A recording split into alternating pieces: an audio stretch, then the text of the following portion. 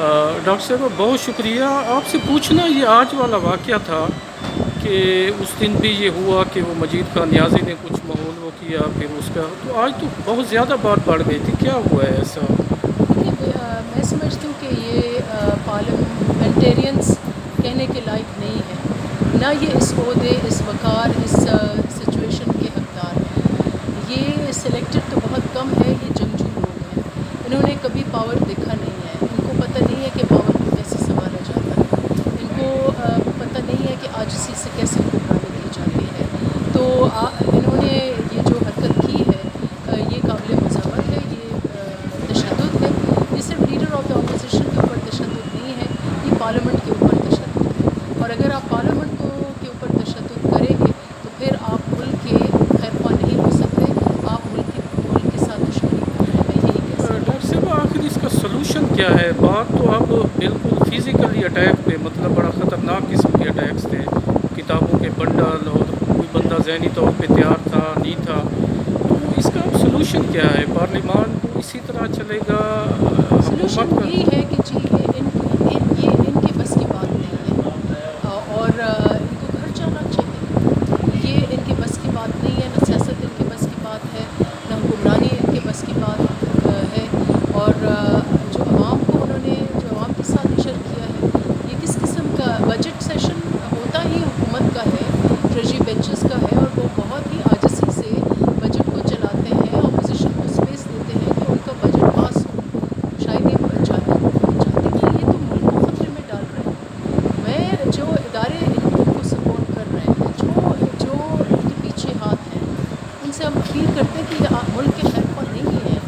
یہ لوگ جو آگے ہیں یہ ملک کے دشمن ہیں. یہ طریقہ کار ہے کہ جو پارلیمنٹ میں آپ لیڈر آف دا اپوزیشن کو آپ بات کرنے نہیں دے رہے. ٹھیک ہے، اپوزیشن نے پروٹیسٹ کیا، اب یہ روایت ہے، اپوزیشن پروٹیسٹ کرتی ہے، بجٹ کے دوران کرتی ہے، حکومتی ارکان کوئی بولے وہ بولتے ہیں، حکومت کو وہ برداشت کرنا ہوتا ہے، اور آپ بات چیت سے یہ مسئلے حل کرتے ہیں. تو اس قسم کی ضد تو ایک طرف چلے، آپ نے شور و غل کیا، پھر آپ تشدد کریں لیڈر آف دا اپوزیشن کے اوپر. آپ نے سیکیورٹی گارڈز کو انجر کر دیا ہے، وہ نیشنل اسمبلی کی سیکیورٹی کو آپ نے انجر کر دیا ہے. تو آپ بیچ میں کھڑے ہو گئے. میڈم تو یہ ایسے 125 لوگ اور مل گئے آپ کو کہاں یہاں، اس میں 125 لوگ اور مل گئے آپ کو 125 لوگ اور آپ کو مل گئے وہ ہیں آج. کیسے وہ جو آپ نے کام کرنا ہے وہ کر رہے تھے مل کے آپ کے ساتھ.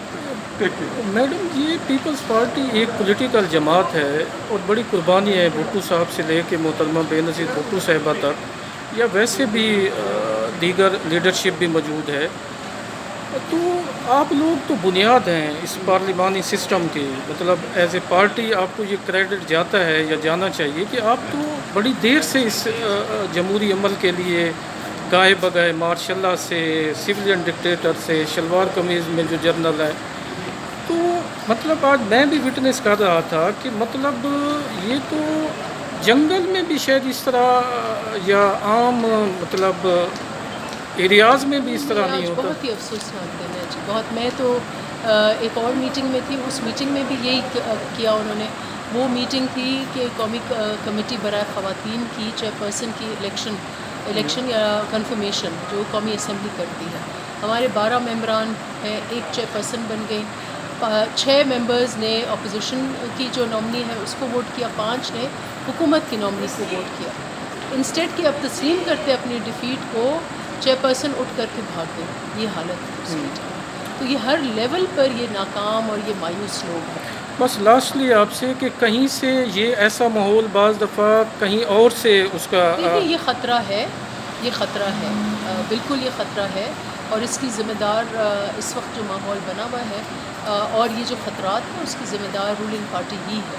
کیونکہ ذمہ داری جمہوریت کو چلانا بہت ایک ڈیلیکیٹ ہے. حکمرانی کرنا اس ملک میں جہاں آپ کے 4 صوبے ہوں، ایریاز ہوں، آپ ایسے خطے میں ہوں جہاں آپ کے چاروں طرف جنگ ہو، تنازع ہوں، گریٹ گیمز ہوں. تو اس میں حکمرانی ایک آرٹ ہوتی ہے اور اس میں بہت صبر درکار ہے. جس طریقے سے یہ حکمرانی کر رہے ہیں یہ ملک کو خطرے میں ڈال رہے ہیں، جمہوریت کو بھی خطرے میں. بہت شکریہ.